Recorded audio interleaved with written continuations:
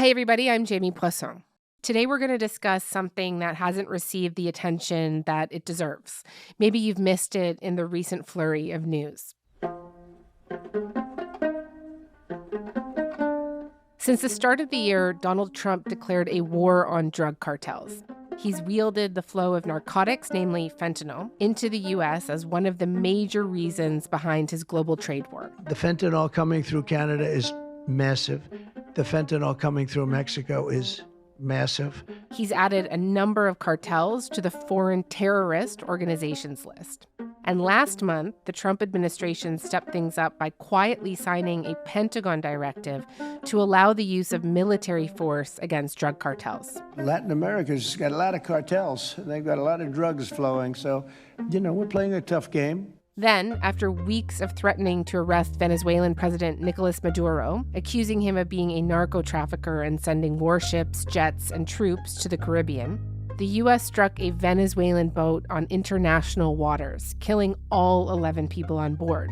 They say it was carrying drugs for Tren de Aragua, a Venezuelan gang the administration has accused of invading the U.S. We have a lot of drugs pouring into our country, coming out very heavily from Venezuela. A lot of things are coming out of Venezuela, so we took it out.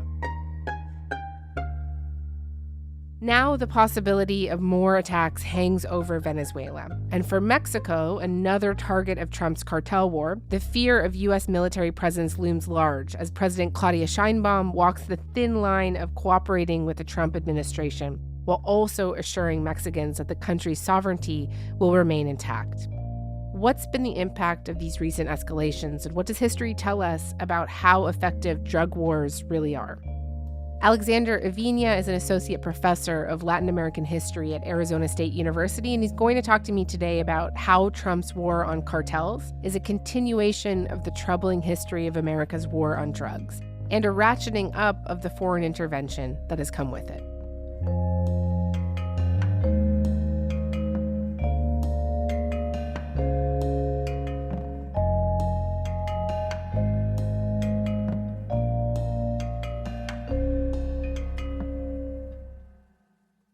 Alexander, thank you so much for coming on to Front Burner. Oh, thank you so much for having me, Jamie. So let's begin at the start of this year, shall we? Not long after he was inaugurated, President Trump put 8 drug cartels and gangs on the U.S.'s list of foreign terrorist organizations. 6 of them are Mexican. The 2 others are Tren de Aragua from Venezuela and El Salvador's MS-13. In part, the White House's reasoning was that, quote, international cartels constitute a national security threat beyond that posed by traditional organized crime. What do you think they meant by that, and what was the significance of them making this distinction? As a historian, I read this announcement as part of the U.S.'s long history of empire in the Western Hemisphere, in Latin America and the Caribbean.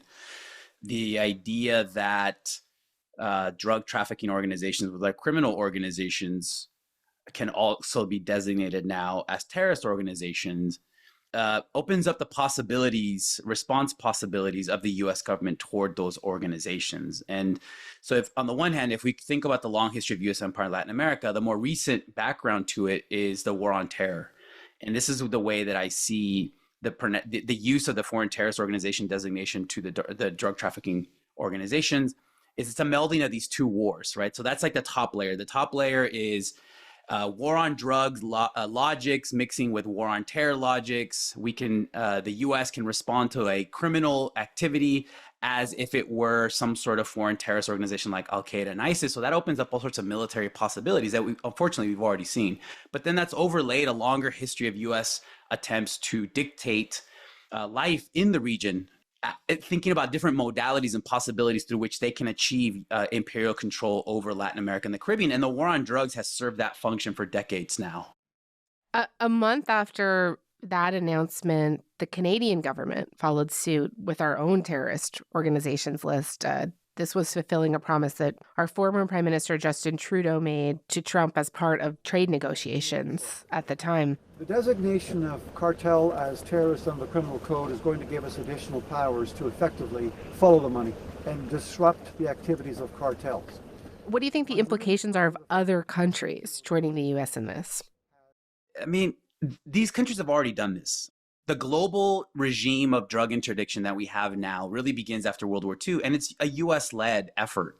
So for decades now, the US government has used a variety of means to kind of cajole other countries to follow its approach to the issue of illicit drugs, which is a militarized drug interdiction approach that attacks the production and the cultivation of drugs at the source while not really doing anything about the consumption of drugs from a public health perspective within the United States.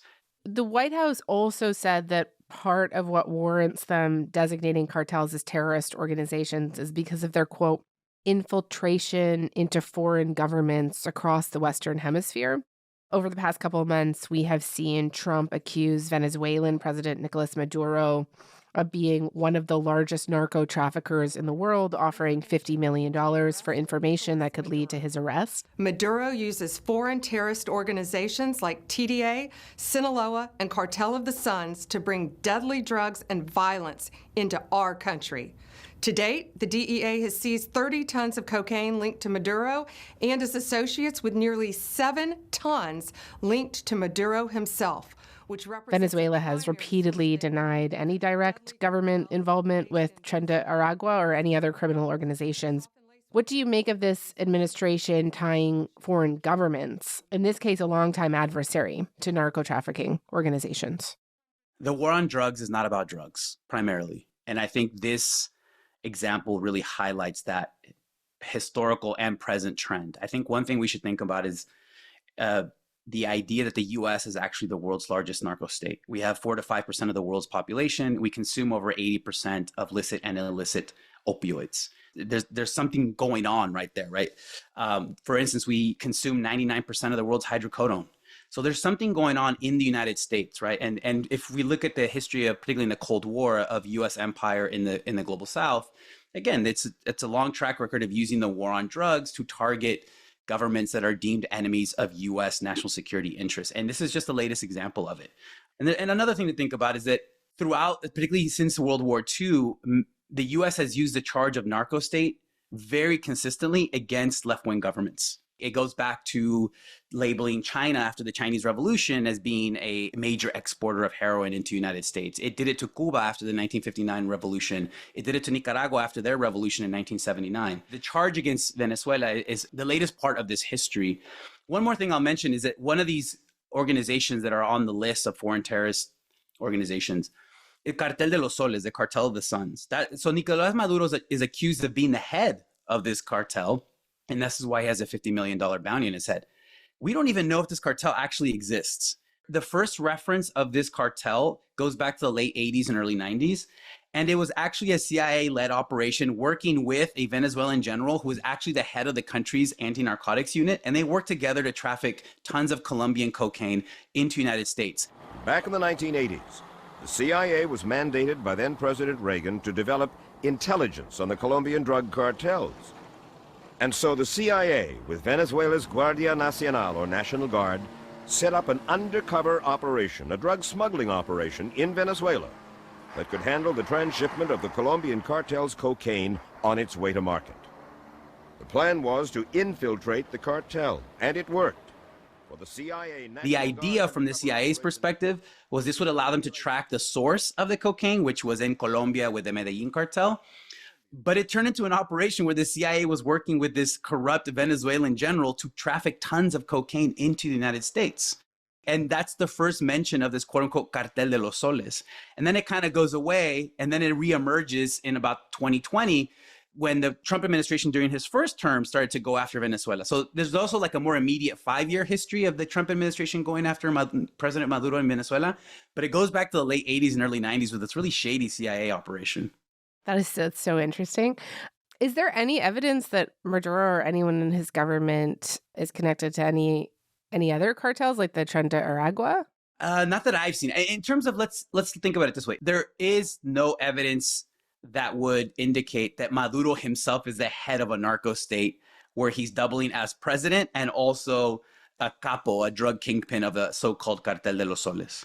I'm sure that there are individual members of the Venezuelan state that are somehow involved with the drug trade. The drug trade does not work without active state protection and collaboration, whether it's in Venezuela, whether it's in Mexico, whether it's in the United States. The journalist Seth Harp just published a really amazing book, the Fort Bragg cartel, and he delineates a long history of U.S. military personnel being involved in the drug trade. So there is no dividing line between narcos and states. For this whole political economy to work, you have to have an active collaboration and relationship. So I'm sure there's individuals within the Venezuelan government that are actively involved in drug trafficking, just as there are active agents within the US government at different levels and different corporations that are also involved in that.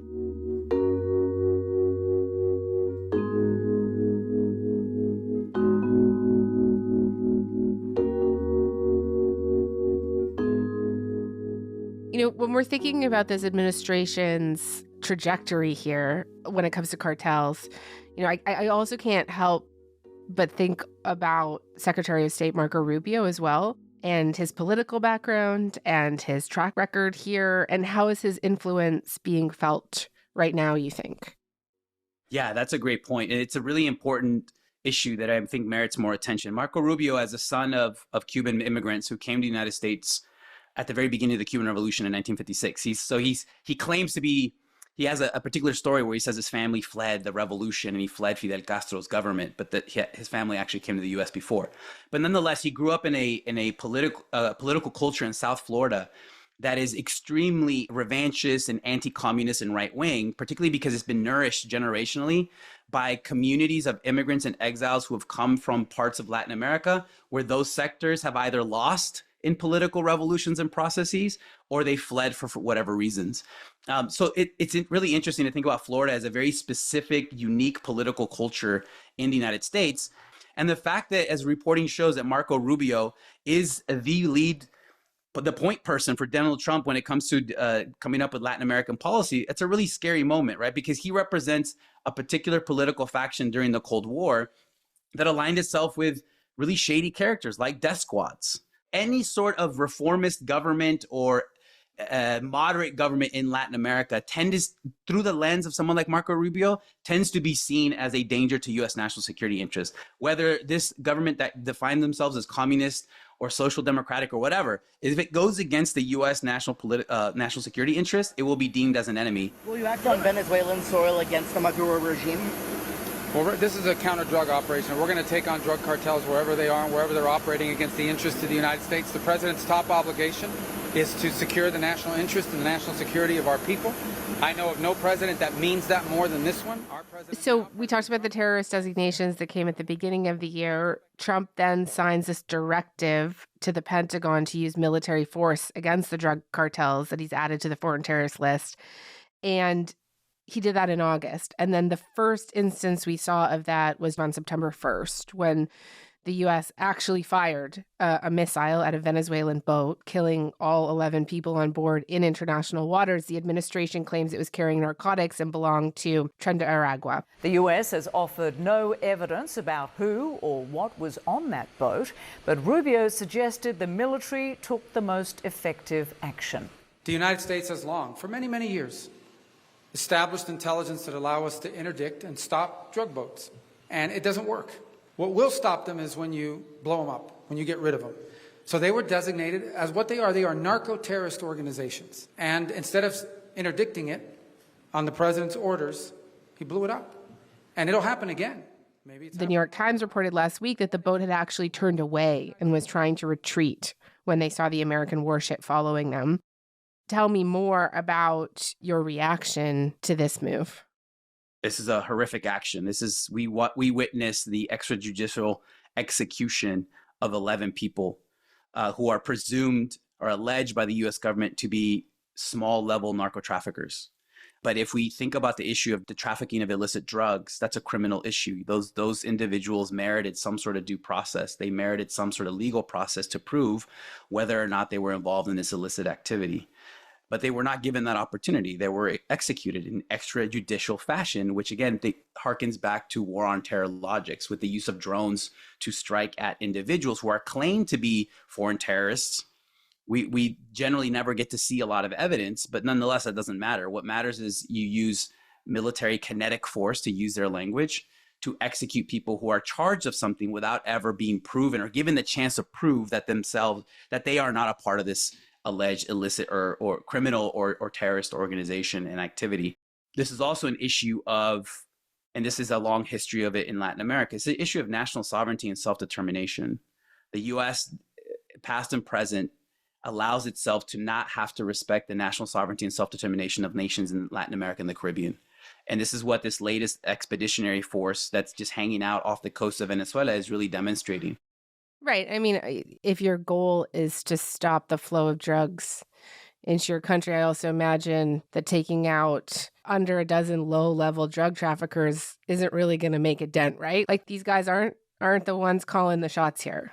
That's a really good point. And even if you do take out the guys who are calling the shots, that also doesn't make a dent, right? The U.S. has taken out, since the 70s and 80s, they've taken out one major drug kingpin after another. Like El Chapo is sitting in a supermax prison in Colorado, and yet the drugs continue to flow. These strategies, these tactics that the U.S. government has implemented, allegedly as part of a war on drugs, they don't work on their own metrics. You mentioned all these forces just sort of hanging out off the coast. So we're talking about thousands of troops here with warships and jets that have been sent to the Caribbean. And this administration has not obviously ruled out strikes on Venezuelan soil.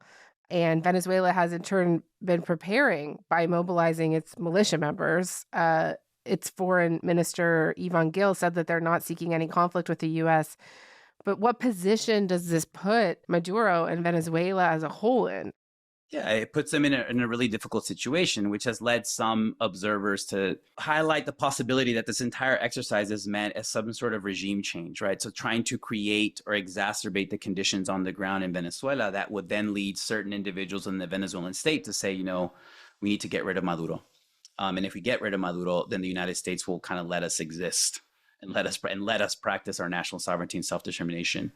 That's, I think, a plausible explanation for what's going on. And if that's the case, and I think we could see, again, going back to the war on terror, we could see the type of military operations that seek to take out, or to use again their language, decapitate what they deem to be a narco state, right? So maybe using drones or other attacks to try to take out certain leaders within the Venezuelan state. I find it really difficult to think that they would try any sort of like direct military intervention, like landing boots on the ground. But we just saw an incident yesterday or 2 days ago where the U.S. Marines were attacking and hassling Venezuelan fishermen, again, accusing them of moving illicit drugs when these were just fishermen. So it's meant to, ratchet up pressure on the Venezuelan state, on President Nicolás Maduro. And also, let's not forget that Venezuela has the world's largest known deposits of oil. So that is obviously playing a huge role in this. Could this serve to kind of bolster support for Maduro on the ground in Venezuela? Right. And this has happened over and over again when the U.S. goes into Latin America or the Caribbean in some sort of overt military operation that tries to show the power and the extent of U.S. designs and power on the region. There's always a nationalist backlash. And this is another constant of U.S.-Latin America relations. Anytime U.S. empire becomes very overt and very militaristic, there's a nationalist reaction on the ground. And the consequences, people understandably saying, look, we need to defend our homeland. We're going to close ranks around this leader, even if we don't like him, even if he's unpopular. But when it gets more overt, like in the form of three naval destroyers, thousands of Marines, a nuclear attack submarine, people tend to be like, all right, we're going to defend our homeland and we're going to close ranks around the leader. Even if we don't like him that much, it doesn't matter. The question is national sovereignty and self-determination.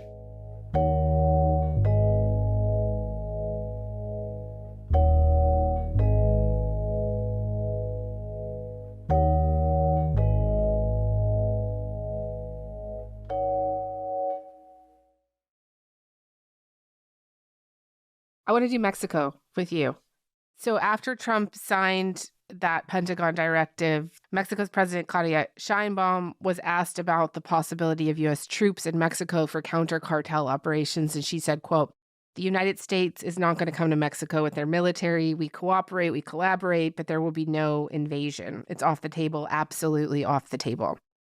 U.S. military boots on the ground in Mexico have appeared to have been a red line for years, but how close have things gotten to that possibility, especially with their increased presence at the border? it's really scary to think about that possibility. It's an impossibility from the Mexican perspective because of the long history of U.S.-Mexico relations and the fact that half of Mexico's national territory was taken by the U.S. in the mid-19th century. But what's made this more of a scary possibility in my mind is that we've had political figures on the right in the United States ratcheting up this type of talk, demanding some sort of U.S. military action in Mexico as a way to take out, in their mind, the evil brown men who are poisoning poor hapless Americans with their drugs. And during the last presidential primary for the Republican Party, it almost became a contest of like who could offer the most bellicose, the most warlike approach to Mexico. I'm not going to send troops to Ukraine, but I am going to send them to our southern border. When these drug pushers are bringing fentanyl across the border, that's going to be the last thing they do. We're going to use force, and we're going to leave them stone cold dead. If we can use our military to take out bin Laden or al-Zawahiri or Soleimani or ISIS somewhere else in some other part of the world, then we are ready to use our military to annihilate the Mexican drug cartels south of our own border. That is what it means to be an American. We solve that problem. But there's already U.S. boots on the ground in Mexico, right? And this puts, as there's an excellent Reuters report that came out last week that shows the extent of like CIA on the ground participation in Mexico with their specially vetted naval and Mexican army units. And they're working hand in hand to target drug kingpins, which is, again, to go back to my previous comment, I think it's ultimately a failed strategy, but that's the approach they're using. If there were any sort of unilateral U.S. military operation against Mexico, that type of collaboration will disappear immediately. The U.S. military to Mexican military collaboration, which is longstanding and very active, that would also be immediately terminated, right? So the Trump administration would accomplish precisely what they say they don't want to happen in the event that they choose some sort of unilateral military operation. Just for people listening, that Reuters piece that you referenced, it revealed the CIA had been working with the Mexican military to go after cartels, which actually led to the arrest of El Chapo back in 2023. Yeah. What's really interesting is that the previous president of Mexico, Andrés Manuel López Obrador, had a very nationalistic approach to the DEA and the FBI, at one point even expelling them from the country. But he allowed the CIA to work within the country to wage this war on drugs, but preferring the CIA because they work in the shadows, right? They're secretly. So publicly, he could still play his nationalist card while secretly allowing U.S. covert agents on the ground to be working with very special units within the Mexican Navy and Army. It's an ongoing effort and operation. Talk to me a little bit more about the line that Sheinbaum is having to walk right now. She has handed over 55 cartel figures to the U.S., but has denied that it was part of any deal with Trump. She also is facing, like Canada, other kinds of threats around tariffs, right? And so what kind of line is she having to walk here in terms of protecting Mexico's sovereignty while also making these deals with the U.S.? I mean, she's in a really tricky situation, right? As the old dictator of Mexico famously said about Mexico, so far from God, so close to the United States. So, they have to always pay attention to a neighbor to the north that's much more powerful and tends not to be very neighborly, at one point taking half of its national territory. So how do you manage that? The one thing that Mexico does have in the form of leverage is that 2,000-mile long border. So this is why, going back to the AMLO administration, going along with United States approaches to migration, while from my perspective was, I think, a tragedy and misguided, allowed the Mexican government a little bit of collaborative space and a way of managing Trump. So you have people within the Sheinbaum administration who are veterans of having to deal with Trump, of giving up certain things, but also receiving some in return. This issue of potential military strikes against so-called narcos in Mexico, though, obliterates that approach. And it puts someone like Sheinbaum in a really difficult situation. What do you have left to give Trump to prevent that from happening? You've already given them drug kingpins. You already go along more or less with his approach to migrants and refugees and asylum seekers.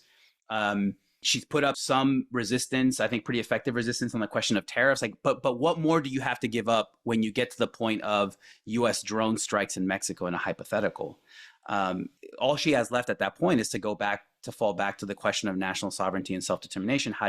And the implementation of that. How are the cartels responding to all of this? It's an interesting question. It remains to be seen, right? Like how they're reacting to the rendering of Mexican drug kingpins into the U.S. legal system in a way that's much more direct than in the past. It remains to be seen how they're going to react to this. Something similar happened in Colombia in the mid-1980s, and that led to these different confederations of drug smugglers to essentially declare war on the Colombian state over the question of judicial rendition into the United States. I don't think something like that's going to happen in Mexico. I think some of the drug kingpins that were handed over to the U.S., their significance, their actual logistic or criminal significance was really decreased by the time that they were handed over to the United States. But I do wonder if there's thinking within some of these drug trafficking organizations where they are questioning whether they should take a more bellicose approach to the Mexican government over this question of, if you capture us, you're going to send us into the United States. I don't know. I don't think so. These organizations are also very nimble. They respond to changes in the market, right? So that's also been a long-term trend of these drug trafficking organizations. Sometimes they're hierarchical, sometimes they're centralized, sometimes they're a confederation of smugglers who are pooling resources and sharing smuggling routes and tactics and markets, right? So they tend to be very agile organizations that at bottom are not really political organizations. They're criminal organizations that are trying to make a buck. And that's going to be the logic that really leads them forward. Alexander, thank you so much for this. This was really, really interesting. I really enjoyed talking to you. Thank you. Thank you so much, Jamie. Pleasure.